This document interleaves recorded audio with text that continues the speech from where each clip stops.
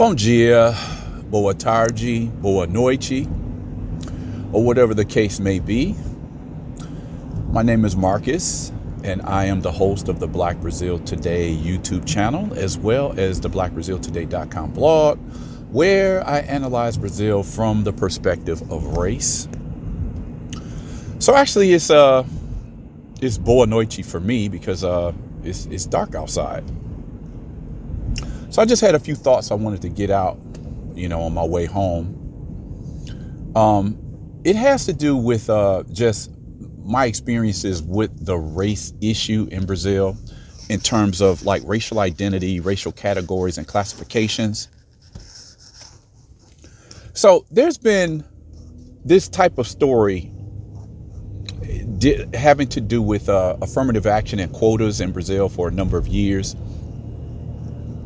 When I first started studying about Brazil, the question of quotas was just getting off the ground, like the early 2000s, like the first few years of the 2000s. And I just remember in the online debates, the question for Brazilians and the point that they often made was that how can we have quotas that will benefit black people here when we can't even determine who's really black in this country? When you first start learning about Brazil, it's like you got two types of thought in terms of who's black in Brazil. You'll have people who will say, well, there's very few black people in Brazil. In reality, it's less than 10%. It's about 8%. Then you got others who will go as far as to say Brazil is, if you want to be, if you want to just go and include everybody who might have some African ancestry, and not even that, let me just say, you just want to stretch the boundaries of what's black, then some people will say, well, it could be, 53, 56% black. Some people has gone as far as to say, well, it's anywhere from 59 to 75%.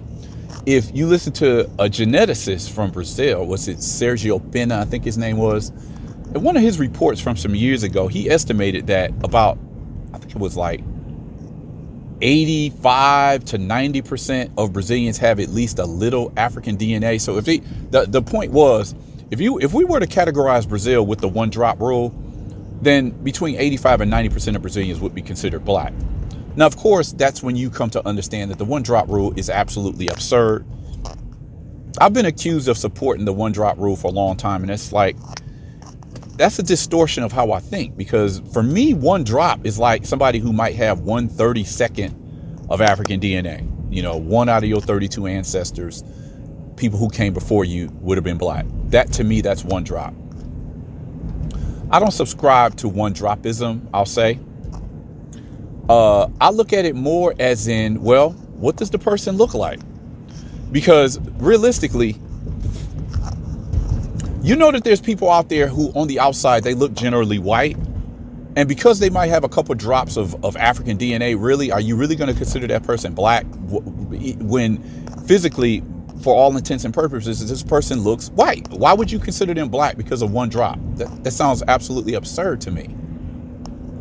So anyway, the reason why I'm bringing up this discussion right now is that for years, reading books and articles by Afro-Brazilian militants and activists, I was, the general understanding for Afro-Brazilian activists was that pretos and pardos, which means black and browns in Brazil, they're two groups that are considered part of the black population. When you look at this, when I was first looking at Brazil, they would say that 45% of the country is black. With about 38% being represented by, pardos, what you call browns, mestizos, mixed people. And the other 7% being what they call pretos. And these are people who are supposed to be darker skinned and more clearly black. And so this is what I ran with.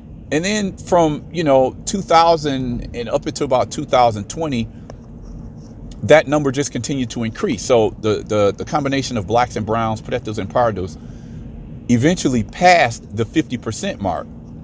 So somewhere between, I don't know, it was 2010 and 2015, or I can't remember. It's been in the last decade where a report came out that says Brazil is officially a black majority country. And before that, you had a lot of people saying, a lot of Afro-Brazilian activists would use the slogan that Brazil has the largest black population outside of Brazil. Brazil has the largest black population outside of Nigeria. And obviously that's a really catchy phrase, because it's like, wow, I know when I first started learning about Brazil, I was blown away to believe, or to be led to believe, that you had that many black people in that country, and yet I never knew anything about it. Like, how can there be that many? When I first started reading about it, this is what I'm saying. There were estimates that says, okay, Brazil has about, 12 million black people. And other reports would say 75 million. Other reports would say up to 150 million. And because the reason for this is because if you're a person who accepts a person of African ancestry and a mixture with other racial groups, then you can come to this figure of 45 to 55% black. If you're someone who only says people who are clearly black, very, dark skin, kinky curly hair, if you only count those people as black, then you would believe, well, Brazil is less than 10% black. So which way, who's right here? After years of listening to black and brown equals black in Brazil, and understand brown in Brazil doesn't mean the same thing as we understand it in the United States, because when we say brown in the United States, we're generally talking about Latinos, and there's a whole difference between the African American group and the Latino group. Within the Latino group, you have all types of people of Spanish speaking countries, whether they be Dominican or Puerto Rican. You got people from Colombia, people from Cuba, and all of these people be lumped together as part of the Latino population. The difference is that there's a whole different culture there, a whole different ethnicity. You have the immigration issue, and culturally, African Americans and then Latinos are two distinct different groups, even though you can have some overlap, because a lot of those Latinos, if they had been born in the United States, they would be considered black. If they were born in if they were born in the United States, if they spoke English, and their family history is from slavery, they would be just considered black. So where I'm going with this whole thing is that for several years since the quotas were passed in Brazil, we've had this practice of a lot of white Brazilians, or what we'll call light-skinned mestizos. Those type of mestizos who are, people would categorize, outside of the United States, people would categorize them as Latino. It's like they're like mostly white, but you can tell they might have some African or Europe or indigenous ancestry. But in Latin America, they'll be considered white, but then they come over to the United States and they'll be considered Latina, because it's like, okay, they're not quite white, they're almost. So then you had a lot of those people. You had people who looked clearly white, and then you had the light-skinned mestizos who Americans would call Latinos. And they were throwing their hat in the ring to be able to take advantage of affirmative action policies in order to get into the best universities, in order to get some of the best jobs for which there were public competitions. If you're coming in under the quota system, you get extra points on your score, either to get into the university or to qualify for a certain job. So then this is something that, black activists have been calling this like, quota and racial fraud for years, because they're saying that these people who have probably defined themselves as white for their whole lives, now that they can possibly get quotas by defining themselves as pardo, meaning mixed or brown, they can get quotas. They can qualify for competitions and getting into universities through the quota system, because they're now considered brown. And as they're considered brown, they would be considered part of the black population, if you follow me. So looking at all of this stuff that was going on, I had to start, shifting my position on this whole thing, because, for 15 years or so, I was under the impression says, okay, blacks and browns are part of the black population in Brazil, what we call pretos and pardos. But where I had to start shifting my position is that every day, based on my travels in Brazil and based on the time I lived in Sao Paulo for 9 years, I was coming across pardos, browns, And clearly these people were not, even though you could look and see that these people are mixed with whatever European, African, and indigenous ancestry, but these people, you just could not classify them as black. There was just no way, because they just really looked racially unclassifiable. Now, mind you, there are a lot of Pardus who you can look and see like, okay, I can see you have mixture, but I can still see that you're black. I can still see your African ancestry through your phenotype. So where I'm going with this is the Movimento Negro, the black rights movement in Brazil, got caught up because they got caught up in a contradiction, because you can't be on both sides of the fence. It's like, on the one hand, they want to define all Pardus as being black. But where they get caught up is when they started noticing all of these cases of racial fraud, where you had people who were, what we'll say almost white, defining themselves as brown, where in Brazil they'll pass for white. In the United States they could be considered Latinos, but in Brazil these people who are considered Latinos, they could often be considered white, because in Brazil it doesn't matter if you have a couple of drops of this or that, it doesn't disqualify you from whiteness, different from the United States. So this is where the Movimento Negro shoots itself in the foot, because if you're going to classify all Pardus as black, then they all should have the same access to affirmative action policies. If you're going to use them to use the inflated phrase that says Brazil has the largest black population outside of Nigeria or Africa, if you're going to use Pardus in that phrase, but then when there's a problem, when these people want to go and get quotas, and then you're saying, well, we can't give you quotas because you're not black enough, you're not brown enough, in Brazil you're considered white. So this is where the catch-22 comes in, because the Movimento Negro, the black rights movement in Brazil, wants to use all Pardus to give the impression that Brazil is the blackest country outside of Africa. If you classify all Pretos and Pardus into the black category, suddenly Brazil has 120 million black people. And that's not what you really will see if you travel to Brazil. You'll see a lot of people like, I know most African Americans will go to Brazil. They'll see some black people. They'll see a lot of black people, but then they'll see a large group of people who most people would consider like racially indefinable. So this is the reason why I had to start shifting my position, because the Movimento Negro actually established how can we say, judges. So when a person would come into a university and try to get into the university under the quota system, they would have to pass through the phenotype test of the judges. So the judges would define to say, look at a person physically and say, yes, this person is black. Let him or her have quotas. And then other people like, nah, this person looks white to me. This person shouldn't get quotas. There was a really famous case, like, I don't know, maybe about 15 years ago, where these twin brothers, their last name was Teixeira, and the judges defined one as black. These were identical twins. They defined one guy as black and the other guy as white. And so that case actually proved what Brazilians have been saying all along. How can we define who's black here when everybody's, so many people are mixed and undefinable? What one person might look and see as somebody black, another person might look at that same person and say that they're white.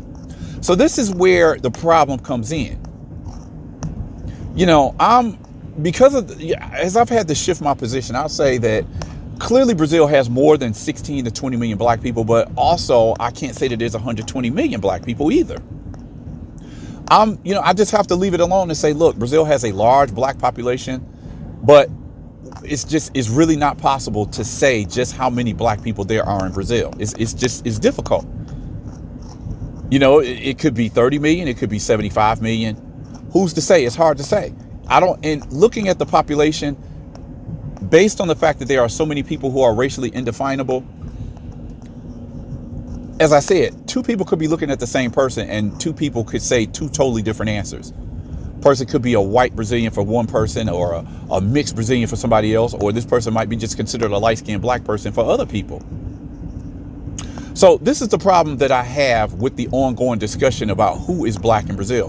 The other problem that I have is that historically, Brazil has never used what's called the one-drop rule, which is what I was just talking about. I think the sociologist was named Aracy Nogueira. And his theory back in the 60s, I believe, he was saying that Brazil's prejudice is different from the United States and how Brazilians define race. Whereas in the United States, one drop of black blood makes one black, no matter how pale the skin, could have blue eyes and blonde hair. If you have just one ancestor that's considered black in your family tree, that person is defined as black. Whereas in Brazil, as everybody knows, most of the population has some degree of African ancestry. So it's called, the United States degree of racism and racial classification is defined as preconceito de, descent. It's like, racism and racial classification is based on your ancestry, whereas in Brazil they call it preconceito de marca, basically what you look like. So here's where this gets very convoluted, because you've got a lot of Brazilians who have probably classified themselves as white for their whole lives. Now that there's quotas on the table, they want to switch their position and call themselves brown, which, being classified as brown, they're considered part of the black population, and thus they can qualify for quotas. But here's the problem.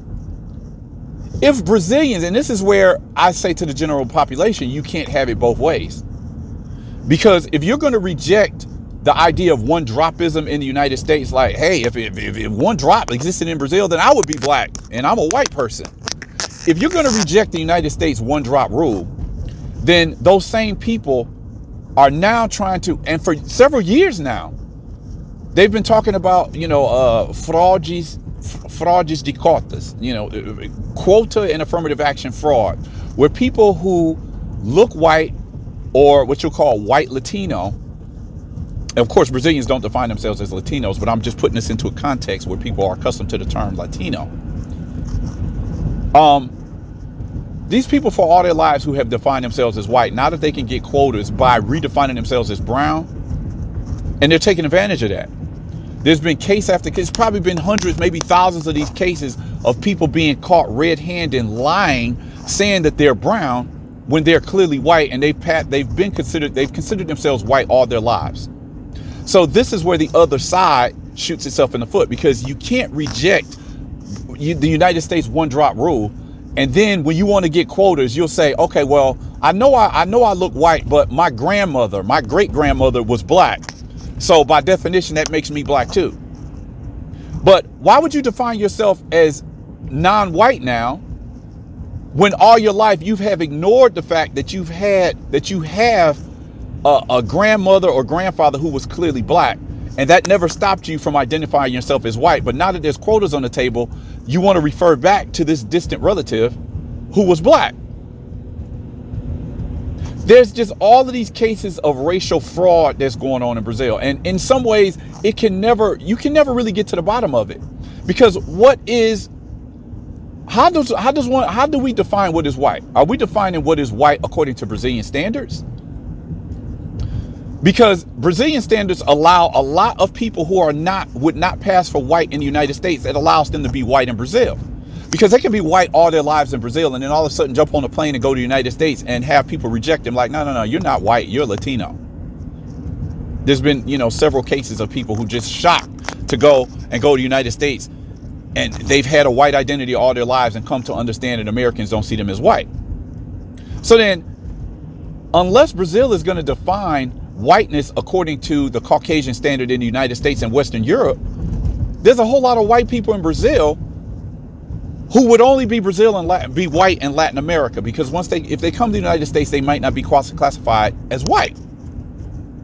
But that's where the trick bag comes in. It's like, okay, so in Brazil, you've been white all your life, and you're not as white as an American white per se, but it's white enough by Brazilian standards. And now that there's quotas on the table, you want to define yourself as non-white.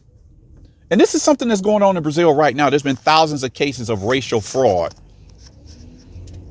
And I don't really know the answer to this, because there's been people who have slipped through the cracks and been accepted, and the argument here is, well, the quotas that this white looking person is getting is stealing a place from a person who's clearly black that should have been able to use the quota system.